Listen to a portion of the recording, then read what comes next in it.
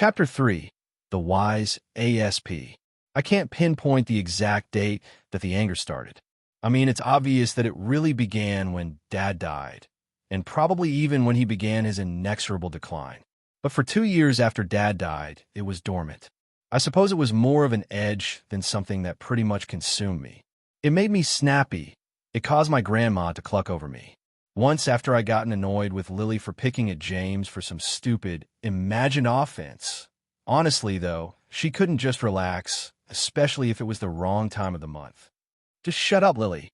My voice came out louder than I wanted it to. Uncle Ron looked over and quirked a grin. We're just teasing, Al. James snapped back. Don't get your knickers in a twist. I seethed inwardly. Apparently, it was not as private as I thought, for Mum and Uncle Ron exchanged exasperated, amused, and saddened expressions. I knew this looked well. It meant that either I or my brother and sister had done something that reminded them so much of Dad that they had to acknowledge it. Are you reminded of his 5th year? Uncle Ron murmured. Almost every day, Mum said exasperatedly. It infuriated me that what they said sometimes made no sense. I knew all about Dad's 5th year. He'd spent it training with Albus Dumbledore, for whom I am named, and right before Christmas, he'd taken care of Voldemort once and for all. I also knew that they'd never said anything about Dad being broody, and, I'm not stupid, I knew that they were talking about what they called my moods. I don't know what they were playing at, and it only inflamed my annoyance when they tried to pretend that they knew something I didn't. But I didn't have the heart to snap back at Mom. She tried to put a good face on things, but I heard her crying almost every night when she thought we were asleep. But everything was slowly boiling all throughout my 6th year. I had the unsettling experience of being ambitious. What can I say? I fully belong in Slytherin, and being completely uninterested in what Hogwarts had to offer. I wasn't a bad student. Dad had always been really relaxed about using magic outside of school. What's the point? What the Ministry of Magic doesn't know won't hurt them, he'd say. Mum would invariably try to argue, but he could always get her to forget about it. And I got loads of practice. Plus, Aunt Hermione, who is pretty much the smartest witch on the planet, took great interest in the education of her nieces and nephews. Sometimes I wonder how my cousins, Rose and Hugo, survived. I picture them hunched over school desks, reading Hogwarts, a history 3 times a day. Needless to say, my growing annoyance with life in general did not go unnoticed by my schoolmates. Sometime in the fall during my 6th year, I was sitting in the Slytherin common room. I was pretending to study, but I was in actuality feeling annoyed that my dad had lied.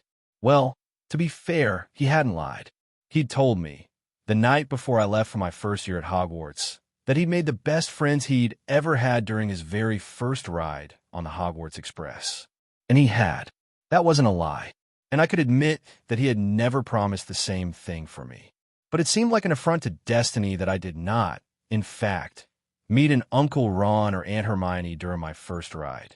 I'd sat in the same compartment as my cousin Rose, and me and Rose were probably the closest of all the cousins. She's a great girl, she really is, but she's sort of scary how she's so rigid about following the rules. I'm not the only one who thinks this. I remember a day right between my 1st and 2nd year when Uncle Ron tried to lure her into doing underage magic. The efforts became pretty elaborate, but Rose held out. That sort of self-control scared me, but my uncle just laughed and seemed really proud that she was just like her mother. But I hadn't really made the type of friendship that my dad had. I couldn't look at someone in my dorm and say to myself, yes, I want to have this bloke hunt down little pieces of a madman's soul with me. Albus Severus Potter, said a voice that was far too familiar. My dark mood took a turn for the worse. What do you want, Wilder? I asked. I didn't even try to make it sound like she wasn't the last person in the world that I wanted to talk to. Emily Wilder is pretty much the bane of my existence. She sat down on the table. I actually had to move my books out of the way. She would have sat on them if I hadn't. I glared at her, pretending that I hadn't noticed that my hand had brushed up against her bum.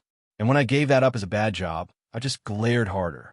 And, just to infuriate me, her grin widened. I hunkered down in my chair. I'm busy, Wilder, I said coldly. You know, she said thoughtfully, I sometimes miss the days when you call me Emmy. It was her own damn fault that I didn't call her Emmy anymore. We used to be pretty good friends, actually. We didn't meet on the Hogwarts Express, but we met that first night in the common room. We were both feeling a bit out of place. All of the other kids who'd grown up hearing about Harry Potter didn't really know what to make of me joining their house. And they doubly didn't know what to make of Emily. She's a Muggle-born. So we'd sort of banded together. And I called her Emmy, and she always said my full name in the exact same manner, putting the stress on the last syllables. I used to think it was pretty funny. She had no idea that magic existed until she got her letter, so she hadn't any clue that I was named for two great heroes of the war. I used to like that. But now, whenever she said my name, it drove me wild. She cleared her throat when it became clear that I wasn't going to reply to her stupid comment. "Are you working on an essay for Charms?" she asked. I glanced down at the books in my hands. It was obvious that all of them were based on Charms. "No," I said slowly. "I'm freaking working on the draft of Peace. See all the potions ingredients." I held up Quintessence, a quest. "Isn't it obvious?" She looked away, and I knew that I'd hurt her. I felt a horrible mixture of guilt and satisfaction. She'd burned me really bad, not even 2 months after Dad died. I just couldn't forgive her. "You're such a wise arse, Al Potter," she said coolly. Wilder was like that.